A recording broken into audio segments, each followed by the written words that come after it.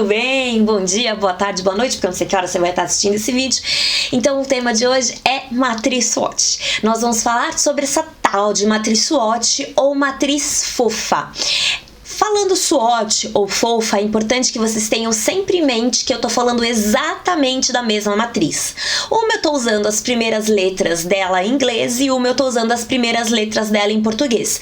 Calma que você já vai entender um pouquinho melhor. Então falar matriz SWOT ou matriz fofa, tanto faz da forma que eu vou falar, eu tô falando exatamente do mesmo componente. E eu preciso muito do feedback de vocês, porque sem o feedback de vocês eu não consigo saber se tá tudo ok, o que a gente pode melhorar. Então bora lá agora pros slides para a gente entender que raio e para que serve essa matriz SWOT. A matriz SWOT ela tem algumas finalidades. Dentre elas, uma das mais importantes é conhecer o cenário em que uma organização está desenvolvida, que uma organização está implantada. Ou seja, eu preciso conhecer o mercado, eu preciso conhecer o negócio, eu preciso entender, ter uma visão ampla de tudo que está cercando aquela instituição. Então eu tenho que conhecer desde a opinião dos meus clientes, aos concorrentes, ao que o mercado está solicitando, quais são as novas tendências. Eu preciso entender para que eu possa desenvolver bem as nossas estratégias. Já como dizia lá em Alice no País das Maravilhas, se você não sabe para qual caminho quer ir, qualquer caminho serve. Um segundo tópico que eu coloquei aqui para vocês é para ter mais segurança na tomada de decisões. E isso está totalmente ligado ao primeiro ponto. Porque quando eu sei o meu mercado, quando eu conheço tudo que está acontecendo ali, eu consigo tomar de maneira mais sábia, mais eficiente decisões. Então eu sei que se eu for por esse caminho, ou se eu quiser alcançar esse objetivo, eu vou ter esses obstáculos a serem transpostos. Então isso é importante numa análise SWOT. Outro ponto também é conhecer o posicionamento em relação aos concorrentes.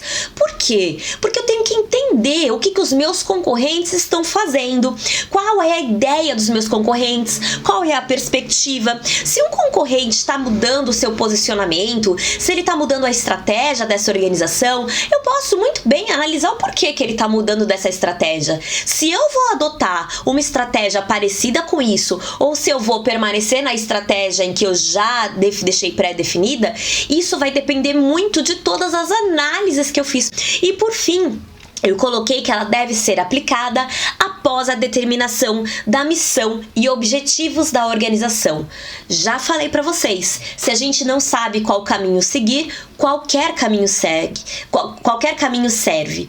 Então, isso é muito importante. Quando eu defino uma estratégia, quando eu conheço a minha visão e os meus valores como instituição, eu sei muito bem se o caminho que eu estou projetando, se o caminho que eu estou definindo, estrategicamente está de acordo com os meus valores, com a minha visão, com a ideia que eu tenho de projeção futura. A matriz SWOT, ou a fofa, como eu já expliquei para vocês, ela tem 4 características muito peculiares. Dentre elas, a simplicidade, a flexibilidade, a integração e a colaboração. O bacana da matriz SWOT é que ela é uma matriz de simples desenvolvimento. Qualquer organização pode e deve desenvolver uma matriz SWOT. Porque quando você olhar a forma que ela é desenvolvida, eu não preciso ter conhecimentos técnicos extremamente avançados para fazer o desenvolvimento, para utilizar essa ferramenta. Então, qualquer profissional, qualquer pessoa pode desenvolver a matriz SWOT. A matriz SWOT é essa imagem que vocês conseguem ver, são 4 quadrantes. A matriz SWOT é a formação, o estudo, a análise de 4 quadrantes. Quais quadrantes são esses? Os quadrantes de força e fraqueza, que são de microambiente, ou seja, fatores que eu consigo controlar, fatores que eu consigo modificar. E eu tenho outros 2 fatores que são oportunidades e ameaças, que são fatores macroambientais. Ou seja, fatores que eu, instituição, não tenho o menor controle. Por exemplo, avanço tecnológico, eu não tenho controle sobre novas legislações, eu não tenho controle, por exemplo, sobre mudança climática, eu não tenho controle, por exemplo, sobre uma pandemia. Então, esses fatores que eu não consigo de maneira alguma controlar, eles são classificados como macroambientais. Mas tá bom, Veridiana, de onde de fato eu começo uma matriz SWOT? Primeiro passo, olha lá, é levantar informações. Eu vou levantar informações de qual forma? Feedback com os clientes, opinião dos colaboradores. Primeira estratégia que eu posso utilizar. Ou seja, eu vou conversar com os meus clientes e entender com eles o que eles gostam no meu serviço ou no meu produto, o que eles veem de benefício agregado no meu produto, o que eles acham que eu posso melhorar, o que eles não gostam no meu produto ou no meu serviço. Eu vou perguntar para as pessoas que utilizam daquilo, que consomem o meu produto, o que é que elas têm, o que elas enxergam de positivo e o que elas enxergam de negativo. Então eu vou questionar. Esse é o momento onde eu tenho que tentar ouvir ao máximo o meu cliente. Eu preciso que o meu cliente, a pessoa que utiliza do meu serviço, ela seja o mais transparente possível. Eu não vou ficar preocupada com críticas, eu não vou ficar toda com os elogios. Eu preciso ouvir, eu preciso entender o que os meus clientes enxergam como uma perspectiva positiva e uma perspectiva negativa. Esse é o momento de ouvi-los, é o momento de realmente levantar e absorver todas aquelas informações. Quanto mais clientes eu conseguir conversar, melhor, porque às vezes um cliente me fala metade de uma informação, o outro cliente fala outra metade. Isso vai completando o panorama que eu tenho sobre a organização. Outra parte que eu posso ver aqui, que eu devo ouvir, é a opinião dos colaboradores, as pessoas que trabalham dentro da minha empresa. Por quê? Essas pessoas têm uma visão interna à minha organização. E aí você fala: mas Veridiana, você disse que pode ser feito para pequenas e microempresas. A minha empresa sou eu e no máximo a minha mãe me dá uma ajuda ali de vez em quando, meu marido me dá uma ajuda ali de vez em quando, alguém da minha família me dá um apoio, me dá um suporte. Ótimo! Essas pessoas que conhecem o teu negócio de maneira mais profunda, que enxergam o teu dia a dia, o teu ritmo de trabalho e como é que a tua empresa funciona, essas pessoas são ótimas para serem ouvidas. Então você conversa com a tua mãe, pede para ela te passar uma ideia sobre um determinado produto, um determinado serviço, o que não é bom, o que é fraco, o que funciona, o que se fosse ela, dona do negócio, o que ela modificaria, o que ela acha que você faz certo, o que ela acha que você faz errado, o que é que você pode melhorar. E depois que eu levantei essas informações, parei de levar isso. Vou continuar levantando outros tipos de informação. Como assim? Eu vou levantar o meu posicionamento no mercado. Será que eu tenho boas críticas? Será que não? Elas são negativas? Será que as pessoas... Eu não tenho ainda a minha empresa nas redes sociais, mas será que alguém já faz algum comentário sobre o meu negócio? Quais informações já aparecem sobre mim?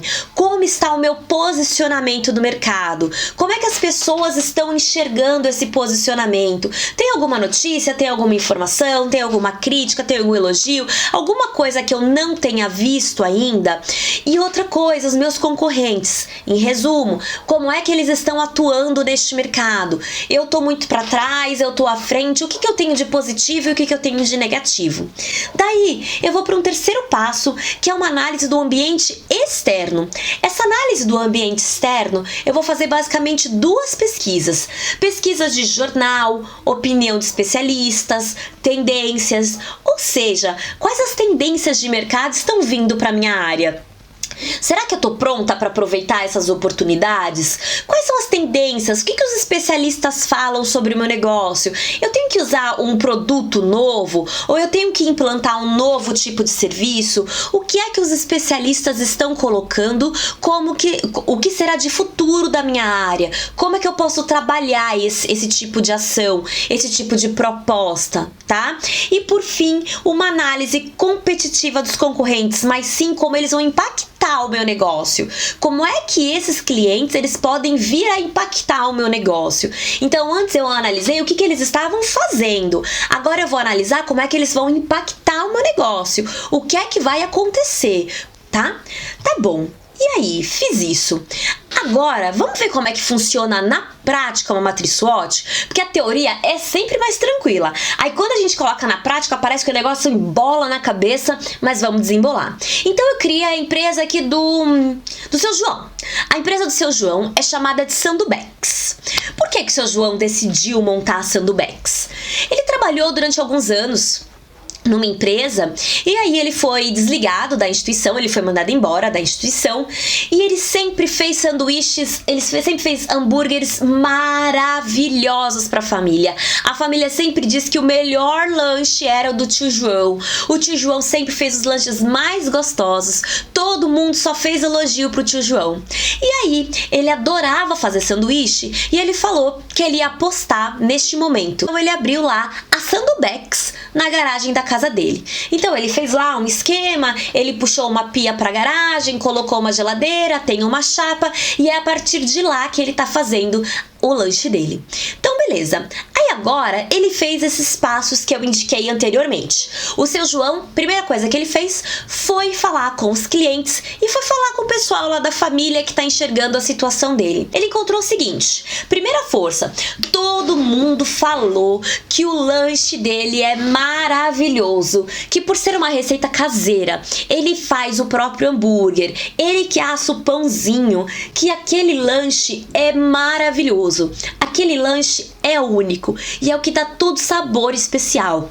Ele descobriu também que uma das forças dele é que ele tem baixos custos fixos.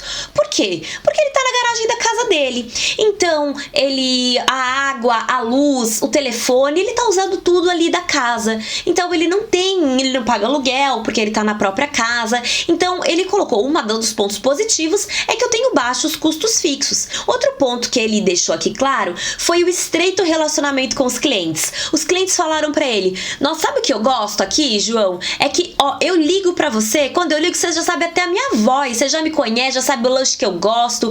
Ele tem um estreito relacionamento com os clientes. Os clientes sabem, ele conhece os clientes pelo nome. Então, quando a Dona Maria liga e fala assim: "Ô, Dona Maria, tudo bem? A senhora vai querer o mesmo lanche da semana passada? Quer que eu inclua alguma coisa diferente?"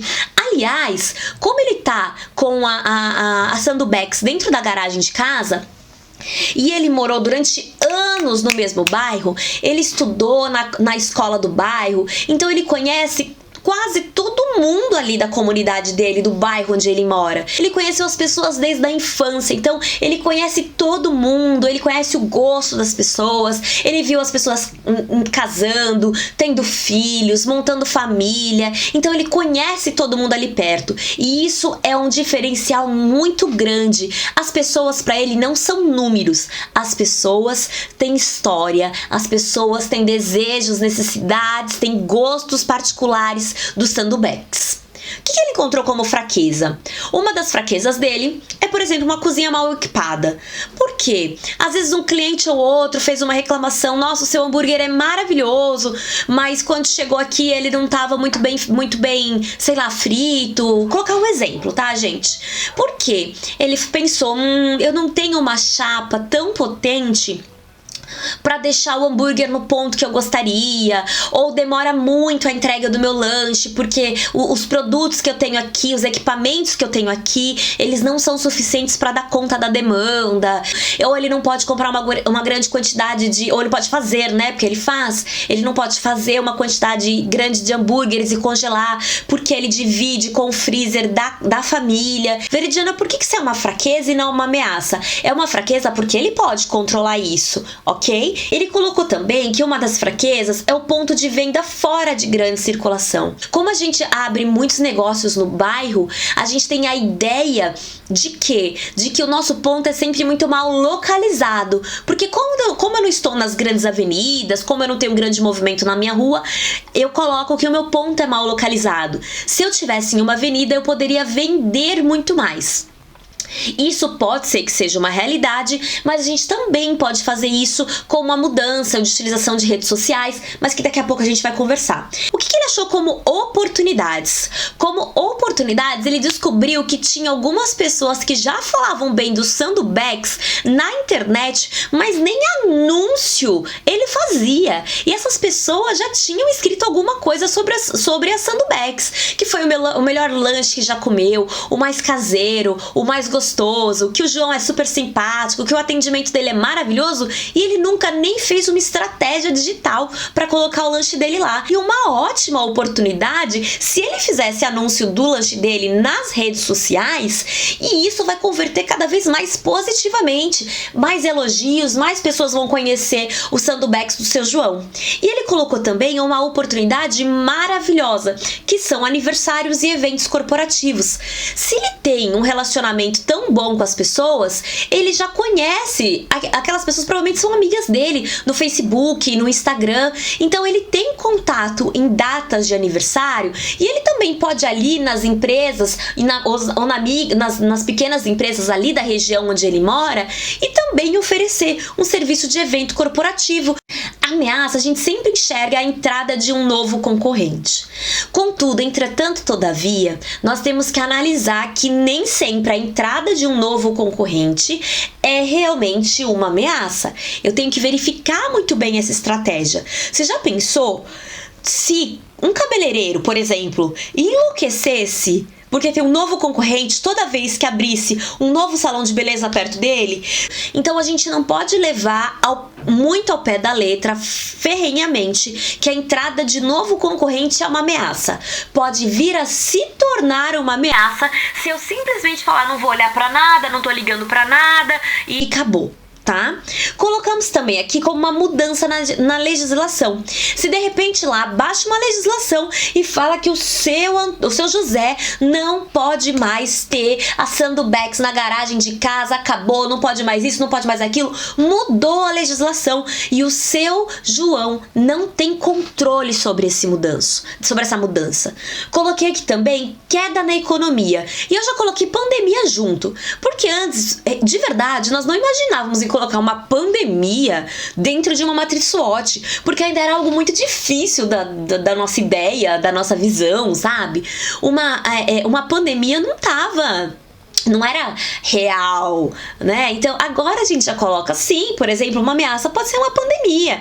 Então no momento da pandemia, onde eu tenho que baixar as portas e eu tenho uma queda na economia, as pessoas param de comprar ou param de vender, isso sim é algo que eu não consigo controlar e pode ser uma grande ameaça no meu cenário.